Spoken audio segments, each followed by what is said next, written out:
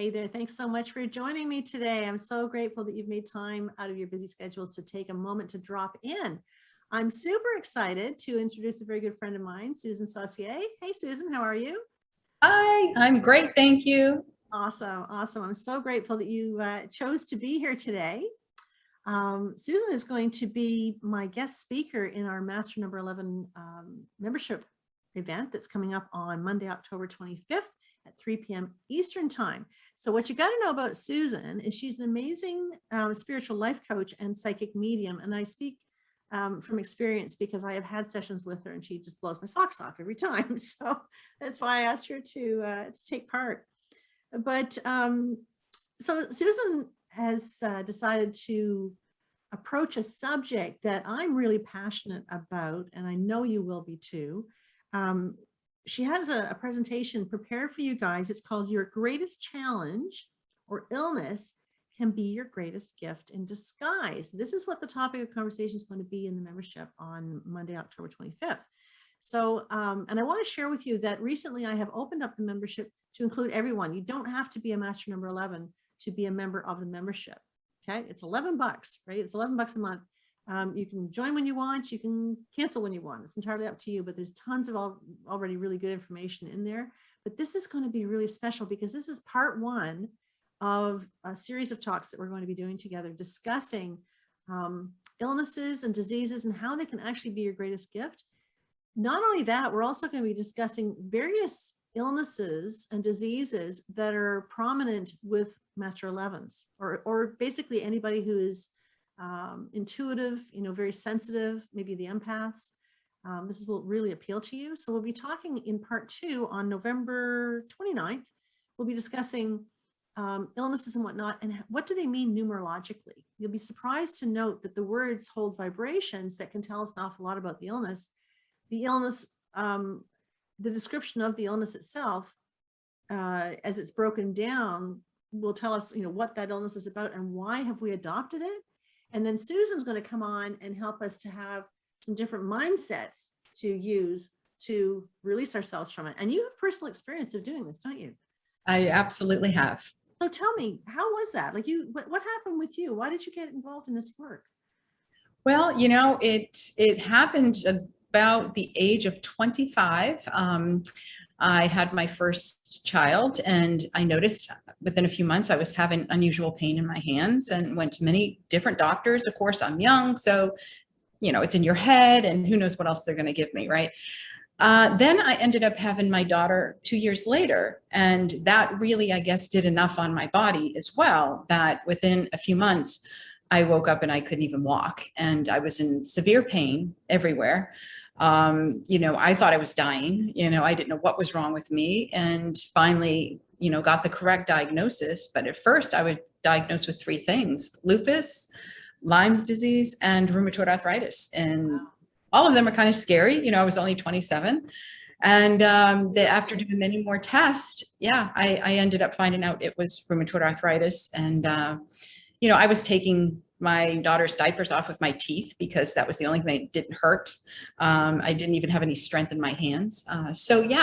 That's what led me down the path of discovering, who I am as a soul in this, lifetime, because I was so confused as to what happened. I was very outgoing, athletic, and doing things. And next thing you know, I'm bedridden and, can barely walk. I had to use a cane. And, it was a really scary time, where I didn't know where my life was going. So I had to take back the control, which didn't happen overnight, but I had to realize,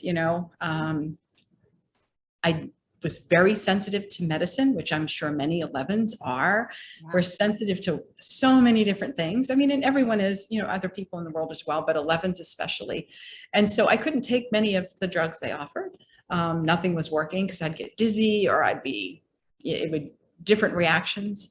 So, I took it as a sign that I needed to do something different. I wasn't ready to give up because I was told by one doctor I could end up in a wheelchair. And that was like, no, so, we can accept what we're being told or we can just fight it. And I really wanted to be there for my children. They were so young and I was like determined. So I ended up, I'm an avid book reader. So I ended up diving into every book I could find on self-help and healing. And one of my favorites is The Power of the Subconscious Mind by Dr. Joseph Murphy. That was my little Bible at the time. It allowed me to understand that how we think and how we feel, it plays a huge part.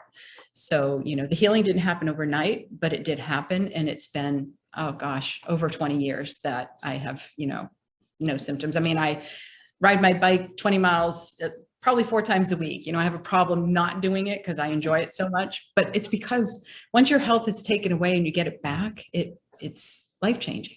Yeah. So that's what led me down this road. I started getting into meditation and healing and all the natural ways we can heal our body. And I failed to mention that you are an 11, right? Yes. So, I mean, yes, I certainly am. And it's interesting because the word arthritis vibrates at the number 50, 50/5. And I find it interesting because the 5, of course, is all about flexibility or inability to be flexible. It's being adaptable, resilient, flexible in the face of change, right? And we get kind of rigid and tied up in knots when we're not willing to be flexible. Absolutely. And the 0 in there is so prevalent for you because the 0 talks about your intuitive gifts. And this is, arthritis talks about learning how to be more flexible and allowing the mind to be a little bit more flexible, allowing the mind to trust in something greater than us. Yes. The 0 is all about your intuitive wisdom. You're a psychic medium, for goodness sake, so, and, and for those of you who haven't followed Susan on YouTube, she's got a phenomenal YouTube channel with tons of beautifully crafted meditations. Like, you got to check it out. I'll put the link down below so they can go and see it. But yeah, there's so many interesting connections. I mean, Master 11s, they suffer anxiety, they suffer depression, they suffer arthritis. There's all kinds of things. It'd be interesting if you're watching this and you're interested in having us cover one of those topics. Mention it down below, and we'll certainly take it into consideration as we're producing the program. Absolutely. Yeah.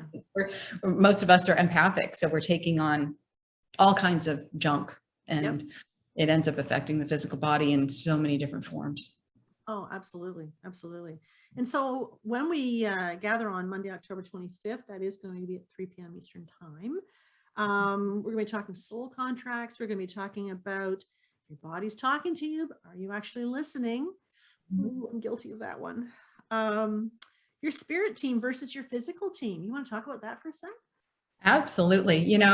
Once I started getting into meditating and, the gifts that I had as a young child started to come forward more again. And I was willing to, accept them. When I was young, it was scary, and grew up in a very strict Catholic family. So there was guilt. We don't do that. Yeah. So as I got older and found myself, a lot of times when I'm doing readings and things, what will happen is the soul contract will come through for that person. And I was led to their master guides, their spirit guides, their helpers. So the spirit team for me is always going to be the master guide, which is there from the time you were born till the time you depart. And then we have helper guides that come and go. So that's your spirit team, and they're cheering you on. They love to help. They're always wanting you to ask them. It's not like they're going to hand you the silver platter, but they're going to give you signs and so many things to kind of, guide you to where you need to go. The physical team is probably the more challenging one that we deal with, because people have a hard time wrapping their minds around the fact that we choose, our families, we choose our siblings, we choose our coworkers, bosses, every single one in our life is playing a part in our movie. I like to call it our life movie. And they're our physical team, and they're there to work with us. And the most difficult ones in our lives are actually the most prevalent, because they're our master teachers. And it's hard to see sometimes when you have this person in your life that you're like, how could they possibly be my teacher? They're idiots, and they're doing this to me, and they're doing that to me, right? But you know what? That's what they're there for. They're there to push every button to get you to learn how to respond in different ways, and how you can choose different, scenarios, and how you want to react.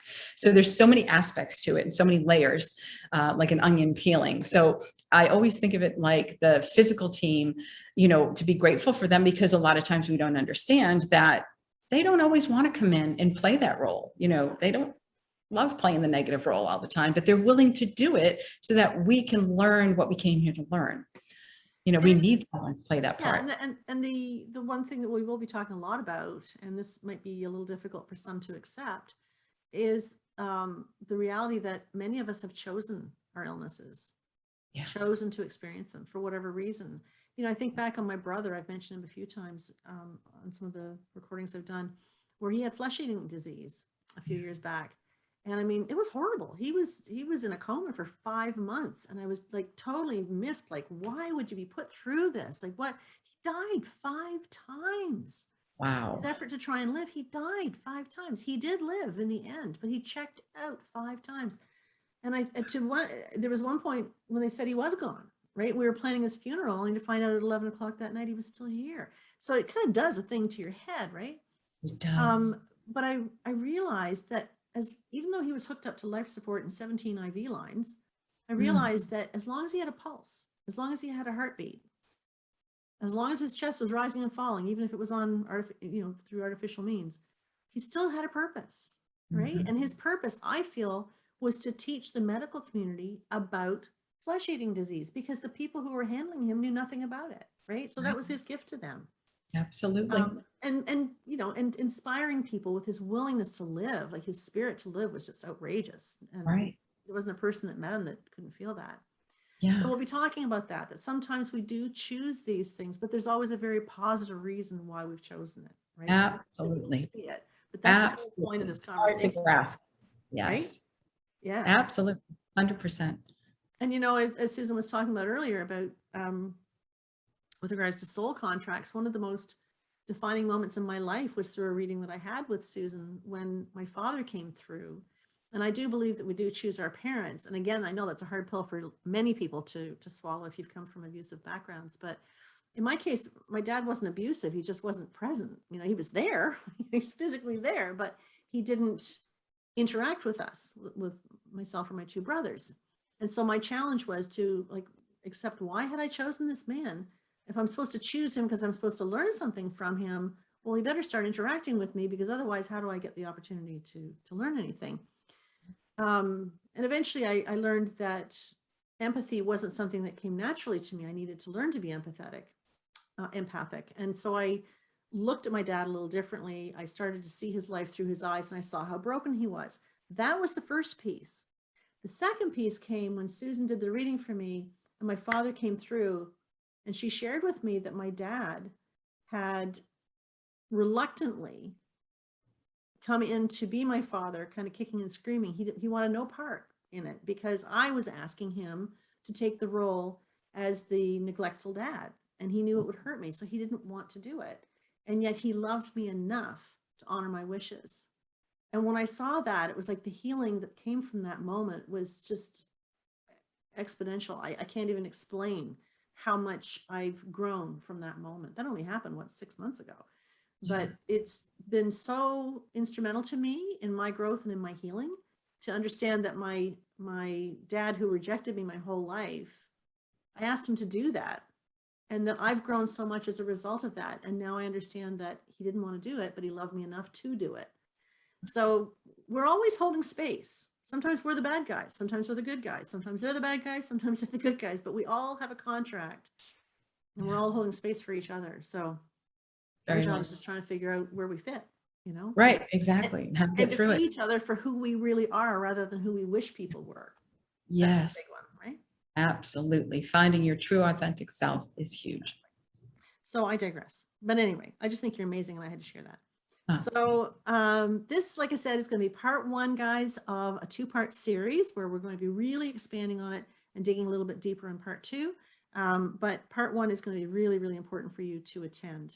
So joining the membership is super easy. I'll put the link down below. You can just hop on over to my website, and you can sign up there. Like I say, it's $11. Can you miss this for $11? And you also have the opportunity to win a 1-hour life coaching session with Susan herself, right? This is a live coaching session. It's worth $143, right? That's a pretty good return on an $11 investment, I'd say. So I want to win that. So I just really grateful, Susan. Thank you so much for being here. Can't wait to see you Oh, again on Monday. thank you so much for having me. I'm super excited to be here and can't wait to share, whatever we can bring to everyone and help them find their way on this life journey. Excellent. Excellent. Well, that's what it's all about. So looking forward to seeing you. You don't have to be an 11 to attend. If you think this is going to be something that's really going to be up your alley and something that you value from, you're more than welcome to join. I encourage you to post down below if there's an illness or a challenge that you're facing or whatever. If you want us to maybe examine what is the benefit in this, post it down below, right? And we will do our best to address it. Thank you so much, guys. Hoping you're creating your best day ever. And we will look forward to seeing you on Monday, October 25th at 3 p.m. Eastern time. Take care. Bye for now.